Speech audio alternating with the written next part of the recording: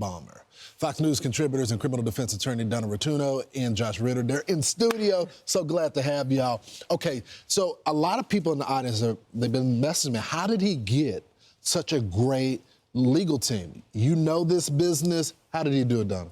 So first of all, anytime you're charged with a capital offense where you're looking at the death penalty, you must be assigned lawyers who are certified in death cases. So therefore, that pool shrinks a little bit because we only have 27 states in the United States that allow for death penalty. So therefore, there's not as many lawyers that you can choose from. So these lawyers have to accept their appointment, they have to be certified, and they have to be qualified. So if there's a public defender's office within the state that does not have lawyers certified to try death penalty cases, they need to go outside and find lawyers that will accept appointment, and that's what they did here. Josh, the other question I get is, what type of lawyer takes this case?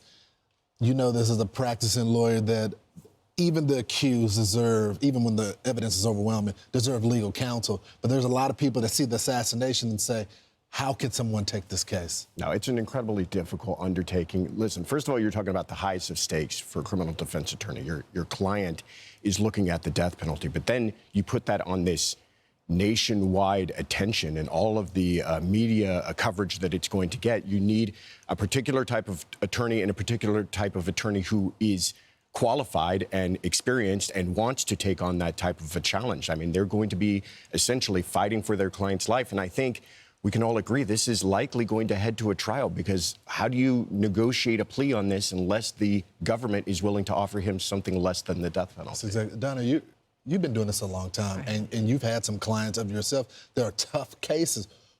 What do you advise someone that has this mounted? I mean, we just look at some of it, the hidden note inside the department. You have the DNA matches on the trigger in the cartridges, the family interviews that talk about that he wanted to do this, you know, messing with the roommate and telling him to destroy evidence. It's just such amount of it. What do you tell the client in that case? Well, you tell the client that you're going to look at the evidence very judiciously. You're going to go through it. You're going to see if there's any motions that you can file to potentially quash or get some of that evidence thrown out.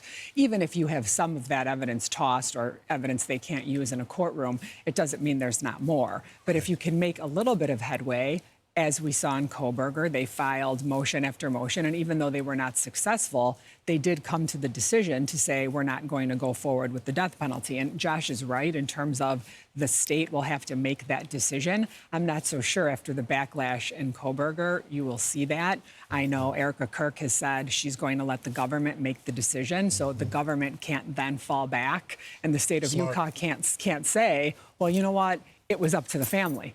Now it's going to be up to the state. So I think it's a little bit of a different scenario here, especially because we're dealing with one family rather than four. Such a good point. Josh, I want to get you to react to this other story. A New Jersey teen girl was killed in a quiet suburb by a alleged stalker who ran them down in a Jeep after months of harassment. As we learned that this stalker was also outside the girl's home for months. A restraining order was filed, but nothing was done to protect these girls.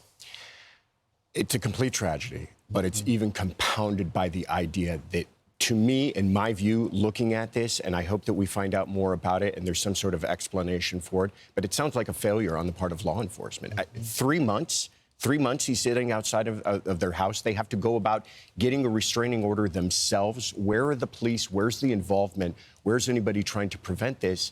And now it leads to this incredible type of tragedy. It breaks my heart, but I'm further frustrated by the idea that it looks like had law enforcement been more proactive, this could have been avoided. It breaks my heart being a part of law enforcement, understanding the stakes are high. Every time I hear about rape kits being stacked up and not being processed, it's definitely a failure on the part. You got to protect victims. Thank y'all so much. It's so good to meet y'all in studio. Great I feel like my family is here. We love it's good being to see here. y'all. Good to see you, Lawrence. I'm Steve Ducey. I'm Brian Kilmeade. And I'm Ainsley Earhart. And click here to subscribe to the Fox News YouTube page to catch our hottest interviews and most compelling analysis.